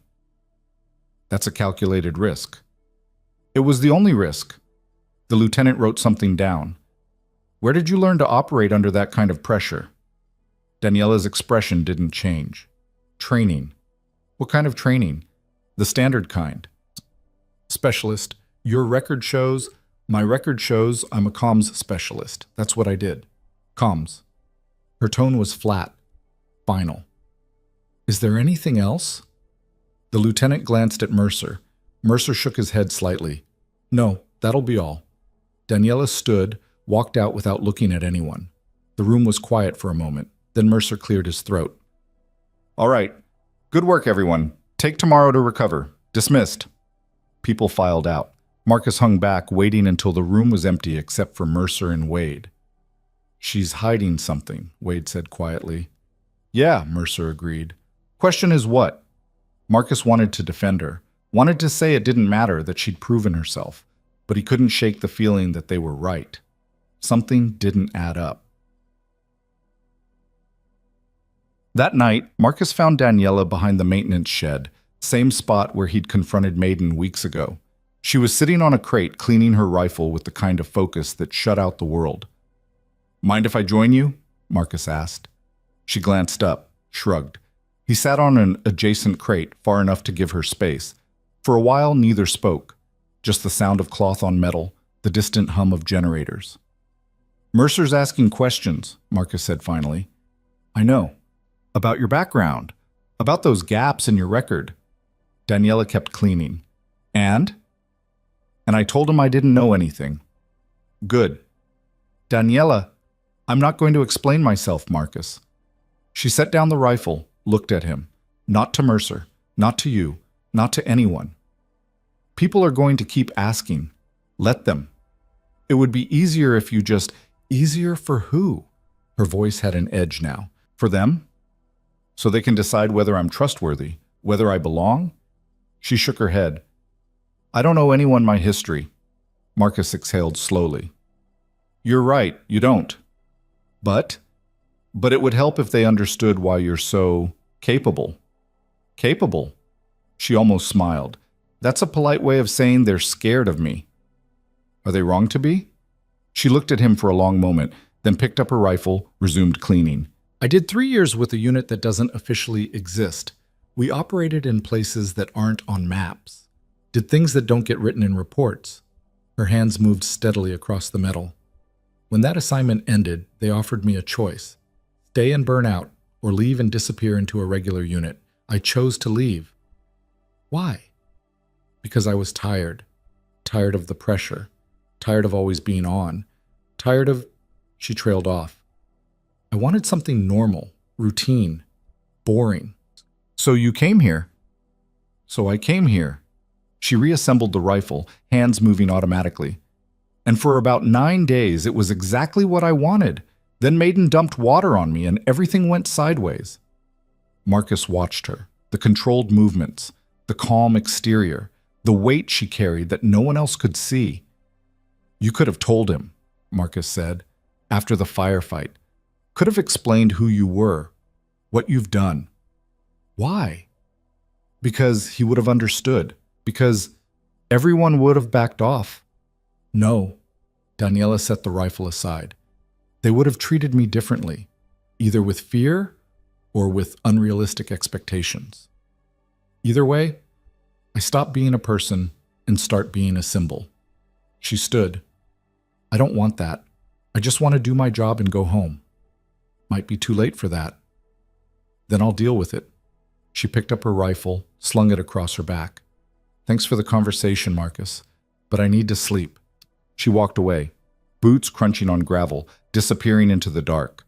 Marcus sat there, alone, wondering if he'd helped or made things worse. The next morning brought a surprise. Maiden showed up at Marcus's quarters at 0600, dressed in a clean uniform, face serious. Staff Sergeant, he said, you got a minute? Marcus was halfway through his morning routine, shaved, dressed, boots laced. What do you need? I need to talk to Reyes. Marcus studied him. No aggression, no anger, just resolve. Why? Because I owe her an apology. A real one. You already apologized, at the OP.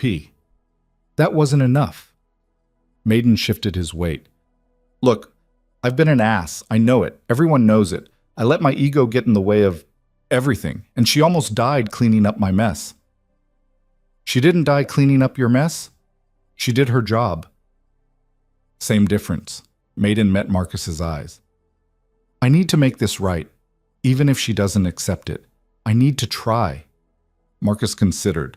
Part of him wanted to say no, to keep them separated, to prevent any more drama. But another part, the part that believed in second chances, wanted to see what would happen. She's probably in the comms room, Marcus said. But Maiden, yeah? Don't make this about you. Don't apologize because it makes you feel better. Apologize because you mean it. Maiden nodded. Roger that. He walked out. Marcus waited 5 minutes, then followed. The comms room was empty except for Daniela. She was running diagnostics on the satellite system, headset on, fingers dancing across the keyboard. She didn't notice Marcus standing in the doorway, didn't notice Maiden approaching from the other direction. Maiden stopped at the threshold, cleared his throat. Daniela looked up, saw him, went still. Can I come in? Maiden asked. She pulled off the headset. It's a free country. Maiden stepped inside, hands at his sides, shoulders square. Military bearing, respectful. I wanted to talk, if that's okay. About what? About everything. About what I did, what you did. About... He stopped, started over. I was wrong. About all of it. I dumped water on you because I was trying to get a reaction, trying to prove I could get under your skin. That was stupid and unprofessional, and I'm sorry. Daniela watched him, expressionless. Maiden continued. And then at the OP, when everything went bad, you saved us. You risked your life to get comms working. And I realized I've been fighting the wrong battle. I've been so focused on proving I'm better than you, or tougher than you, or whatever, when the truth is, I'm not. He swallowed. You're better at this than I'll probably ever be. And instead of learning from that, I tried to tear you down. That was wrong. Silence. Long. Heavy. Then Daniela spoke. You finished? Yeah. Okay. She turned back to her screen. Apology noted. Maiden blinked. That's it? What else do you want? I don't know. Acceptance? Forgiveness? I don't forgive people who dump water on me. She typed something. But I also don't hold grudges. What's done is done. You apologized. I heard it. We move forward. Just like that? Just like that. She glanced at him. Unless you want to keep talking about feelings, in which case I'm busy. Maiden almost smiled. No, I'm good. Good. He turned to leave, then stopped. For what it's worth, at the OP, when you were out there getting signal, I thought you were insane. Then I realized you knew exactly what you were doing, and that scared me more than the enemy. Daniela's fingers paused on the keyboard. Why? Because I've never seen anyone that calm under fire. It was like you'd done it 1,000 times. Maybe I have. Have you? She looked at him, direct, unflinching. Does it matter? Maiden thought about that. No, I guess it doesn't. Then we're done here. He nodded, walked out. Marcus stepped aside to let him pass. Maiden didn't acknowledge him, just kept walking, shoulders a little straighter, steps a little lighter. Marcus watched him go, then looked back into the comms room. Daniela was still working, focused, unshakable, always. 3 days later, orders came down. The unit was rotating assignments. Some people going home, some people moving to different bases. Standard deployment churn. Daniela's name was on the list. Transfer to another FOB, departure in 48 hours. Marcus heard about it from Torres, who'd heard it from Kim, who'd seen the roster. He went looking for her, found her in her quarters, packing. You're leaving, Marcus said. Looks like it. Where are they sending you? FOB Griffin. About 200 clicks north. She folded a shirt with mechanical precision. Bigger base, bigger comms infrastructure. They need someone who can run it. They could have kept you here. They could have. She placed the shirt in her duffel. But someone requested the transfer. Marcus felt something cold settle in his chest. Mercer. Probably. Daniela didn't sound upset, just factual. He's uncomfortable with the questions he can't answer. Easier to move me than deal with it. That's not right. It's practical. She kept packing. Besides, I don't mind. New base, new people, fresh start. Will it be? A fresh start? She paused. Probably not, but I'll try anyway. Marcus watched her pack. Efficient, methodical, no wasted movement. Same way she did everything. You could fight it, he said. File a complaint, talk to someone higher up. To what end? She zipped the duffel. I don't want to fight. I just want to do my job. Even if they keep pushing you around? They're not pushing me around. They're moving pieces on a board. I'm just one of the pieces. She sat on the bunk. You get used to it after a while. Marcus sat beside her. Not too close, just present. I'm going to miss having you around, he said quietly. She glanced at him. Why? I barely talk. Exactly, it's refreshing. She almost smiled. You should get out more. They sat in silence for a moment. Then Marcus asked the question he'd been holding back. What was it like? That unit you were in? The one that doesn't exist. Daniela was quiet for so long he thought she wouldn't answer. Then, intense. Every mission mattered. Every mistake could kill you or someone else. There was no room for ego, no room for hesitation. You learned to trust your training, trust your team, and execute without thinking. She looked at her hands. But it wears you down. The pressure, the secrecy, the constant threat. After 3 years, I looked in the mirror and didn't recognize myself anymore. So you left. So I left. She met his eyes. I thought maybe I could find normal again. Find a place where the stakes were lower, where I could just be. And I learned that normal doesn't exist. Not for me. No matter where I go, the pressure finds me. The conflict finds me. I can't escape what I am. What are you? She smiled, sad, tired. A soldier who forgot how to be anything else. Marcus didn't know what to say, so he just sat with her, sharing the silence, until the weight of it became something bearable. The day she left, the temperature hit 120. Heat waves distorted everything. The convoy was scheduled for 0800, 2 Humvees and a supply truck heading north. Daniela would ride in the lead vehicle. Marcus helped her load her gear, 2 duffels, 1 ruck, the comms equipment she'd been assigned. Not much to show for 3 weeks at FOB Sentinel. Torres showed up to say goodbye. Kim, Grant, even Ortiz, who'd barely talked to her. They shook hands, exchanged brief words. Professional, respectful. Maiden came last. He approached slowly, uncertain, like he wasn't sure he was welcome. Good luck, he said. Daniela nodded. You too. For what it's worth, I learned a lot from you. About staying calm, about doing the job right. He extended his hand. Thank you. She shook it, firm, brief. Don't thank me. Just be better. I'll try. That's all anyone can do. He walked away and Marcus saw something different in him. Something steadier, less desperate. Maybe Daniela had changed more than she thought. The convoy engines roared to life. The driver called out, We're rolling in 2 minutes. Marcus walked Daniela to the lead Humvee.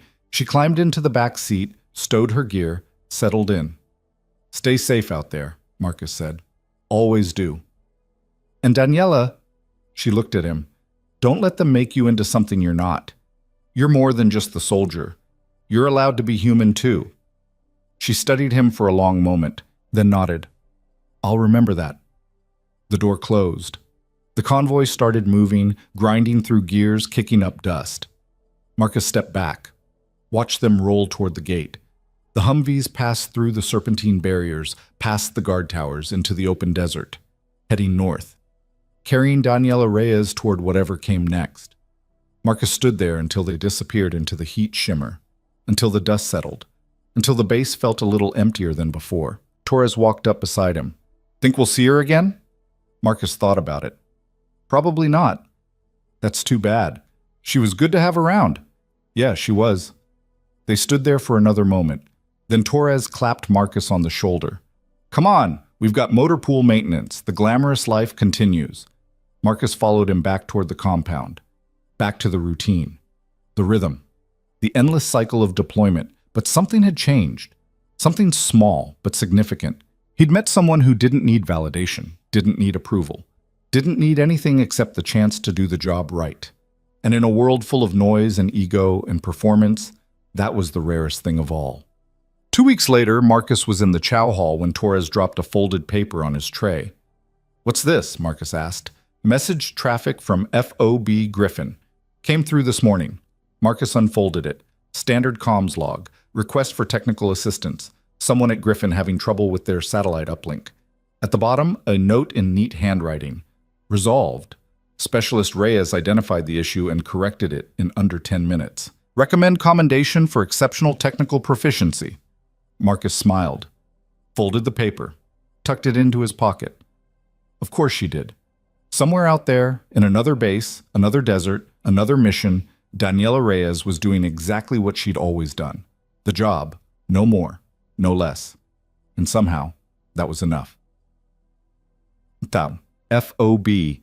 Sentinel kept turning. Patrols went out. Patrols came back. People rotated home. New people arrived. The desert didn't care. The heat didn't stop. Marcus pulled his shifts, ran his missions, kept his soldiers alive. He didn't talk about Daniela much. Didn't need to. But sometimes, late at night, when the base was quiet and the stars were bright, he'd think about what she'd said, about knowing where you belong, about finding the place where the world makes sense. He hadn't found it yet, but for the first time in a long time, he thought maybe he understood what to look for. Not a location, not a mission, but a way of being, a way of moving through the world with purpose and clarity and the kind of calm that came from knowing exactly who you were. Daniela had that. She'd walked into chaos and emerged unchanged because she knew her value, knew her limits, knew herself. And maybe, Marcus thought, that was the real lesson. Not how to fight, not how to survive, but how to know yourself so completely that nothing, no insult, no pressure, no conflict could shake you. That was the strength no one could take away. That was the weapon no enemy could counter. And somewhere in the vast, indifferent desert, Daniela Reyes carried it forward. Alone, unshakable, complete, the way she'd always been, the way she'd always be. 6 weeks passed. Marcus stopped counting days. They all bled together anyway. Heat, patrols, maintenance, sleep. The deployment rhythm swallowed time whole. FOB Sentinel kept grinding forward, indifferent to who came or went.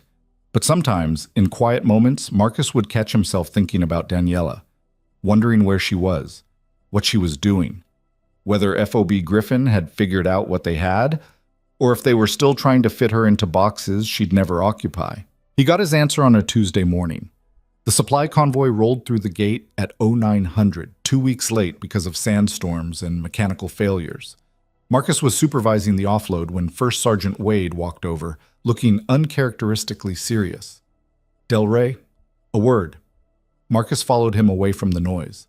Wade pulled out a folded message, handed it over. This came through encrypted channels this morning, eyes only. But I thought you should see it. Marcus unfolded the paper. Official letterhead, Department of the Army. Subject line, Specialist Daniela Reyes, Commendation and Inquiry. His eyes scanned down. Words jumped out. Extraordinary valor. Communications maintained under direct enemy fire. Prevented catastrophic loss of life. Recommended for Bronze Star with Valor device. Then, at the bottom, subject is requested to appear before promotion board. Early advancement to sergeant pending interview and command approval. Marcus looked up. They're promoting her? Looks like it. Someone at Griffin saw the after-action reports from OP Talon, started asking questions. The truth came out. Wade's expression was unreadable. She's being recognized. Finally. Does she know? Hard to say. Message just came through. Wade paused. There's more. They're also requesting her personnel file be unsealed. Want to know what she did before she showed up here? Marcus felt his jaw tighten. They're going to dig into her past. They already are. Wade took the message back. Question is whether she lets them. What? That night, Marcus couldn't sleep. He lay on his rack staring at the ceiling, replaying the message in his head. Bronze Star, promotion, recognition. Everything Daniela had never asked for, everything she'd probably never wanted. Around midnight, he gave up, pulled on boots and walked outside. The compound was quiet, just the hum of generators and the occasional crackle of radio traffic. He found himself at the comms room. Old habit, the light was on inside. Marcus stopped, frowned. The room should have been empty. Night shift was in the operations center, not here. He opened the door. Daniela sat at the desk, headset on, running diagnostics on equipment she no longer operated. She looked up, saw him, pulled the headset off. Neither spoke for a long moment. "You're supposed to be at Griffin," Marcus said finally. "I am at Griffin." "Then what are you doing here?" "Passing through." Convoy heading south stopped for the night. I hitched a ride. She set the headset down. Figured I'd check on the equipment, make sure whoever replaced me didn't break anything. And? They did. Fixed it. Marcus almost smiled. Of course she had. He stepped inside, closed the door behind him. "You heard about the commendation?" "Yeah." "And the promotion?" "Yeah." "What do you think?" Daniela leaned back in the chair. "I think someone wrote a very generous after-action report and it got more attention than it deserved." "That's not an answer. It's the only one I've got." Marcus pulled up a chair, sat across from her. "They want to unseal your file. Find out what you did before." "I know." "Are you going to let them?" She was quiet. Her fingers drummed once on the desk, then stilled. "I don't know." "What's stopping you?" "The same thing that always stops me." She met his eyes. "If they know what I was, they'll expect me to be that again. And I can't. I'm done with that life." "So tell them no." "It's not that simple. They can order the file unsealed whether I agree or not." "Then what are you going to do?"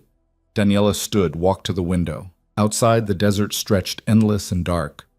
"I'm going to make them understand that what I did before doesn't define who I am now, that medals and promotions don't change the fact that I just want to do my job and be left alone." "You think they'll listen?" "Probably not."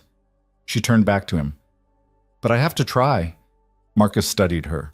Same calm expression, same controlled posture. But underneath, he could sense the exhaustion, the weight of always having to prove herself, always having to fight for the right to be ordinary. "You deserve the recognition," Marcus said quietly. "What you did at Talon, that saved lives, including mine." "I know." "Then why won't you accept it?" "Because recognition comes with expectations, and expectations come with pressure, and pressure is what I left behind." She sat back down. "I don't want to be a hero, Marcus. I just want to be competent. There's a difference." "Most people can't see that difference." "I know." She smiled, tired. "That's the problem." Tucked. The next morning, Daniela was gone. Left before sunrise, back to Griffin with the convoy. Marcus watched them roll out, feeling like he'd missed something important, like there was more to say but no words to say it. 2 days later, another message came through, this one addressed directly to Marcus. "Staff Sergeant Del Rey, your testimony is requested for promotion board review of Specialist Daniela Reyes. Virtual interview scheduled for 1400 hours, November 15th. Attendance mandatory." Marcus stared at the message. Testimony. They wanted him to talk about her, to explain what he'd seen, what she'd done, to help them decide if she was worthy. At 1400, Marcus sat in front of a laptop in the command post, video call connected to a conference room somewhere stateside. 3 officers on screen, a major, a lieutenant colonel, and a full bird colonel. All serious faces, all business. "Staff Sergeant Del Rey," the colonel said, "thank you for joining us. We'll keep this brief. We're reviewing Specialist Reyes for early promotion to sergeant. We've read the after-action reports, but we'd like to hear your first-hand account of events at Observation Post Talon." Marcus ran through it. The setup, the surveillance, the enemy contact. Daniela's decision to expose herself to restore communications, the airstrike, the outcome. The officers listened without interrupting. When Marcus finished, the major leaned forward. In your professional opinion, Staff Sergeant, did Specialist Reyes demonstrate leadership qualities consistent with the rank of sergeant? Yes, sir. Can you elaborate? Marcus chose his words carefully. Specialist Reyes operates with a level of tactical awareness and composure I've rarely seen. She doesn't panic, she doesn't hesitate. She assesses, decides, and executes. When everyone else was focused on the immediate threat, she saw the bigger picture, that without comms, we had no chance. She made a hard call and followed through. Would you describe her actions as reckless? No, sir. Calculated. There's a difference. The lieutenant colonel spoke up. We've also received reports of tension between Specialist Reyes and other members of the unit, specifically Corporal Maiden. Can you speak to that? Marcus felt heat rise in his chest. There was an incident early in her deployment. Corporal Maiden engaged in unprofessional behavior. Specialist Reyes responded appropriately. Appropriately. She physically assaulted him. She defended herself after he poured ice water on her while she was working. Context matters, sir. And yet no formal complaints were filed, because both parties moved past it. Maiden apologized. Reyes accepted. They worked together professionally afterward. Marcus paused. In fact, at OP Talon, Maiden provided covering fire while Reyes restored comms. They functioned as a team. Whatever personal conflict existed was set aside for the mission. The colonel nodded slowly. That speaks well of both of them. Yes, sir. One final question, Staff Sergeant. If you were forming a team for a high-risk mission, would you choose Specialist Reyes? Marcus didn't hesitate. Without question. Why? Because she's the kind of soldier you want when everything goes wrong. She doesn't fold. She doesn't quit. She finds a way. Marcus met the colonel's eyes through the screen. And she doesn't need recognition to do it. She just does the job. The colonel leaned back. Thank you, Staff Sergeant. That's all we need. You're dismissed. The screen went black. Marcus sat there for a moment, wondering if he'd helped or hurt. Wondering if they'd heard what he was really saying. That Daniela didn't need their approval. She just needed them to get out of her way. 3 weeks later, the orders came through. Daniela Reyes was promoted to sergeant, effective immediately. The Bronze Star recommendation was approved. Ceremony scheduled for the following month at FOB Griffin. Marcus heard about it through the rumor mill before official word came down. Torres mentioned it at Chow. Kim confirmed it. Even Maiden brought it up, with something that almost looked like pride. She earned it, Maiden said simply. Every bit of it. Marcus nodded. Yeah, she did. But he wondered if Daniela saw it the same way. The answer came 2 days later. A letter. Actual paper delivered with the mail convoy. Marcus's name on the envelope in neat handwriting. He opened it alone in his quarters. Marcus, by the time you read this, you'll have heard about the promotion. I wanted you to hear from me directly before rumors get out of hand. I'm accepting the rank. Not because I want it, but because refusing would create more problems than it solves. The Army doesn't like people who turn down promotions. It raises questions. Makes you a problem. And I'm tired of being a problem. But I'm declining the Bronze Star. I know that sounds insane. I know it goes against everything we're taught, but I can't accept an award for doing what should be standard, for doing my job. It feels wrong, like I'm claiming credit for something that was just necessary. The promotion board tried to argue, said it would reflect poorly on the unit if I refused, said it dishonored the people who recommended me. I told them I appreciated the sentiment, but my answer was final.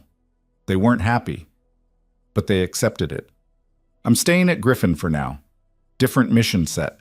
More technical work. Fewer patrols. It's what I asked for. What I needed. Maiden sent me a message last week. Short. Professional. Said he was proud of me. That he'd learned from me. I didn't know how to respond, so I just said thanks. Weird how things change. You asked me once what I was looking for. Where I belonged. I think I'm starting to figure it out.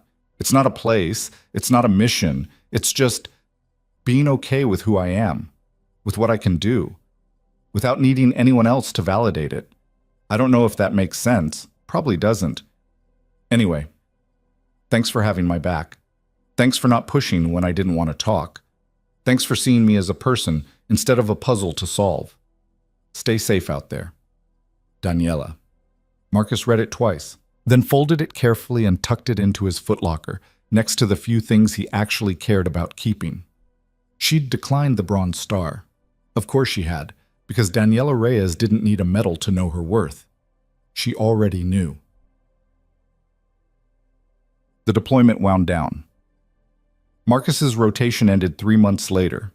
He flew home on the same C-130 that had brought him in, watching the desert shrink beneath the wings until it was just another brown smudge on the horizon. Back stateside, everything felt too loud, too fast, too soft. He did the mandatory debriefs, the medical checks, the reintegration briefings, sat through PowerPoints about managing stress and reconnecting with family and finding purpose outside the uniform. None of it stuck. What stuck was the memory of a quiet woman who'd walked into chaos and emerged unchanged, who'd saved lives without asking for credit, who'd taught an entire base that strength wasn't about dominance. It was about knowing yourself so completely that nothing could shake you. Marcus never saw Daniela again. Different duty stations, different timelines, different paths. But he heard about her. Through the grapevine, through message traffic, through the occasional email from Torres or Kim. She made sergeant, then staff sergeant, then disappeared into another assignment with redacted details and classified mission sets. Back to the world that had shaped her, the world she'd tried to leave behind, but on her terms this time, not as someone running away, as someone choosing to return. Because she finally understood what Marcus had told her that night at Sentinel. She was allowed to be more than just a soldier, but she was also allowed to be exactly that, if that's what she chose. Years later, Marcus found himself at a veterans gathering, one of those awkward events where people who'd shared everything overseas tried to make small talk over bad coffee and tiny sandwiches. He was about to leave when someone tapped his shoulder. Staff Sergeant Del Rey? Marcus turned. A woman, maybe 35, sharp eyes, confident posture, familiar in a way he couldn't place. Just Marcus now, he said. Can I help you? I'm Captain Reyes. We've never met, but I think you knew my sister. Daniela? Marcus's heart skipped. Yeah, I knew her.